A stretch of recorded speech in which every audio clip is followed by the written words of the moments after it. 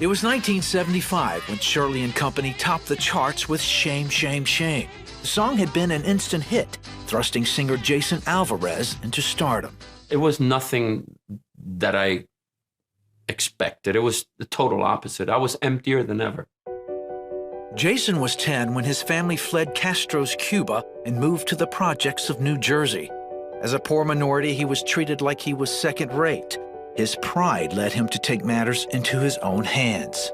Gangs and people pressing you and challenging you, I was not used to that. I made up my mind nobody was going to push me around anymore. To prove his worth, he formed a gang as a young teenager. Even then, he still felt life was miserable. But there was one thing that gave him joy. I was always into music since I was a little boy. I loved music. I loved singing. But Jason never considered music as his ticket out, until one day, a couple of musicians overheard him singing. We love the way you sing, man. We're going to start a group in 2 weeks. But you have to play an instrument. Jason asked his father to buy a guitar. I said, I'm really going in the wrong direction with my life, and I will come out of this.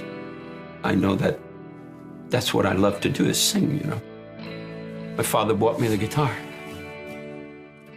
Jason joined the group and eventually left the gang life.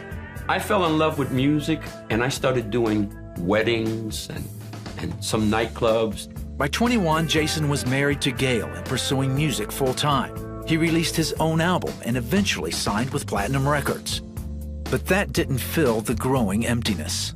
I started doing drugs. I just, somebody kind of turned me on to marijuana. And then I started doing LSD. He was at the studio one day when a producer was struggling to find the right voice for a song. She asked Jason to do a take.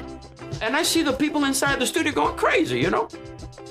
And so she says, Jay, that was great. I said, I'm ready to sing it now. She goes, sing it. She said, man, we already took it. That take was amazing. Come inside and listen to it.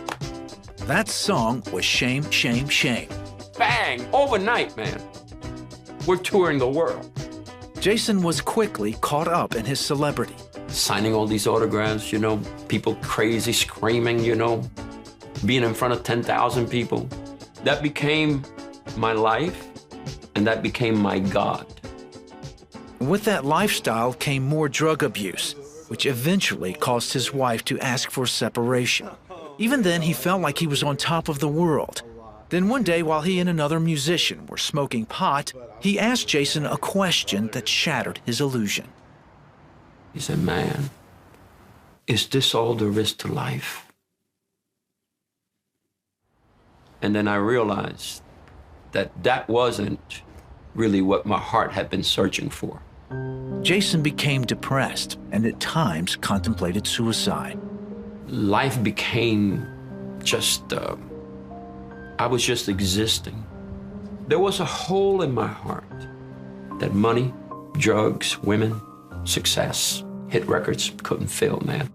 Eventually, the song dropped off the charts and the tour came to an end. It was then Jason decided to make amends with his wife. By now, Gail had become a Christian and agreed to try to work things out. He never considered her faith for himself until he took her to church one day and felt drawn to go inside. I heard the gospel preached for the first time in my life, and God just kind of spoke directly to me. Intrigued, Jason went back the following Sunday. This guy starts preaching, and he says, there is somebody here that God has been dealing with. And today, you need to give your life to Jesus. I'm sitting back there, man, I'm thinking to myself, it's crazy, you know? And then the thought hit me, you have done everything. You've tried everything. Why don't you do this? Jason made his way down to the altar and prayed to receive Jesus Christ as his Savior. When that guy said that sinner's prayer, man, I said it from the depths of my soul. And when I got done praying, I could tell you this, the long search, that long search, man, that long search had come to an end. That hole had finally had the piece that was missing put in. Jason knew at once that he was changed.